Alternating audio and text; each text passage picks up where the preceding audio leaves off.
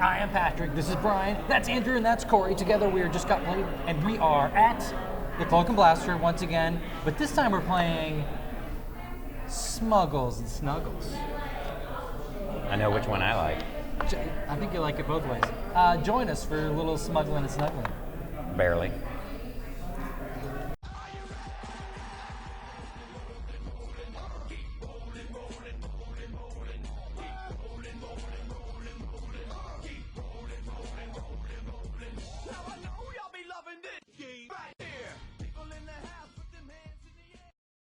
Brian Fiore. Yes. Tell us all about your smuggling and snuggling time. Sure. Smuggles and Snuggles is a two-player game in which each of the players, it takes about 20 minutes to play, it's a pretty quick read-through and going through the rules, so your setup is almost no time at all. But each of the players are representing a mafioso family of bears. There's the city bears, and then there's the rural bears. And then each of the bear in your bear family, you have a total of 8 bears, and they're numbered 1 through 8. And then there's also some law cards, which I'll get to in a minute. But essentially, the game is played over on a grid. There's a little bit of spatial tactics kind of element to the game, and the grid is 3 columns. Right? Am I doing that right? 3 columns. 3 by 5. And 5 rows, or 5 columns and 3 rows, sure, depending on how you like to look at that. Essentially, at the beginning of the game, you're going to take all of your 8 bears and you're going to make an L pattern shape, and they're all going to be face down and laid out. And each player is going to do that, and then you're going to flip up the one bear in the corner, and then each of the other ones, I believe. And whoever has the lowest number is going to be the player that goes first. The first player only gets to move one of their bears on the first turn, but and then it just play goes between each player.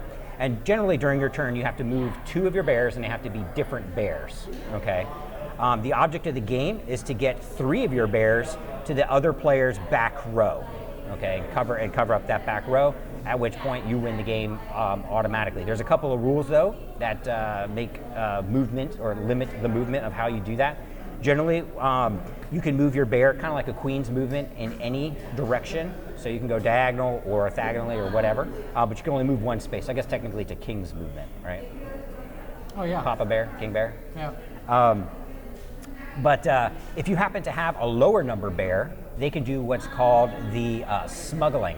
So they can actually crawl on their family or their allied bears as long as their number is lower than the other bears. And then they get to move that additional 1 space out onto an empty space or onto another enemy bear. But in order to move onto an enemy bear, your number has to be the same value or higher. So you got to kind of manage these 2 different numbers. You can, and that's called the snuggling. When your number is equal to or higher than the enemy bear, you can snuggle them. Put them in that bear choke hold or bear hug. It's a bear hug. Bear hug. It's a choke hold. It's a friendly bear. Yeah, but essentially you're trying to get 3 of your bears to the other person's back row. I guess That's the gist of it. That's the gist of it. The Bear Essentials. So That's the Bear Essentials. With that, Andrew, what would you say is your favorite thing about Smuggles and Snuggles? The theme's not super necessary for the game, it's more abstract, but I do like the theme. I think bears hugging each other is kind of funny. And since I design quirky themed games, I kind of am always drawn and appeal to those weird themes. Corey, if you had to pick one thing you like the most about Smuggles and Snuggles. Well, one thing I liked the most were the law cards. The law cards add some variety to the game. I thought they were really interesting. Because sometimes you'll play a game, you want to change it up a little bit, and needs to add that to the game. Big Bad Brian Fiore.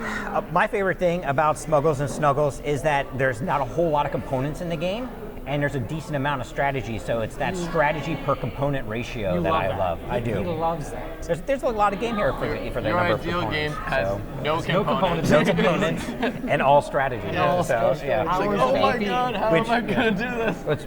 I'm going to try that. I'm going to try table. designing like a 1-card game or something like that. That sounds one-card game. very, very difficult. There's a lot of strategy to how you move that card around the table. If you had to ask me the thing I like the most about it is the fact that it's kind of a perfect information game at some point, but not when you first start, because you don't know where your other cards are. But as you start to reveal them, then you know, like when Corey and I were playing, you know what cards you have left unrevealed and what cards he has left unrevealed. So it can get a little crippling AP-wise because there's a lot of strategy at that point, and maybe the first couple rounds just not as much. So the game changes, and that's the part I like the most about it. If there's one thing you like the least about it, Brian. For me, I'd say the thing I like the least is there is a little bit of the element of the AP. There's just enough combinations or cards that are face up where you can kind of start to count the cards and say like, what am I going to do and what's the most optimal move here? And so for people who have AP, sometimes like me, you might start to go down that route of trying to think 2 or 3 more moves ahead. So there could be some AP issues. Andrew, what would you say is the thing that you like least? So I don't know if this is a product of a prototype. Obviously, this is a review copy, but it doesn't have any sort of playmat, so it's a little difficult to see where the grid is supposed to be when there aren't cards there. So the blank spaces, it's sort of like, oh, what row is that? And I think a player board thing would be better. We can all agree it could definitely do better with the playmat. Maybe they'll offer one, try to cram it in the box, maybe they'll try to do something different, but it definitely would help to have a playmat. Corey? I was going to say the same thing. The playmat would definitely help the game visually. I'm a very, very visual person, so I kind of have to see everything laid out in front of me. You're also very tactile. Visual and tactile. A little bit. I would say if there's one thing that I like the least about it, it's the fact that its theme is, it may be cute, Andrew, but it doesn't apply to the game really almost at all. It really just boils down to the numbers. You can almost play this game, except for with the law cards, with just a deck of cards. But that being said, maybe some more of those law cards, if they're stretch goals or what have you, might make it a little more thematic. Or we were talking maybe if you could even add maybe some special abilities to the bears that were bear-like, perhaps some bear-like special abilities. But anyway, that would be the thing I would like the least. Other than that, I really enjoyed it. But this is Smuggles and Snuggles. The bare necessity. Work just got played. We're at the Colloquial Blaster, and we just got done smuggling and snuggling. Thank you very much for. Oh, look at that! I'm a little jealous. Join us next time.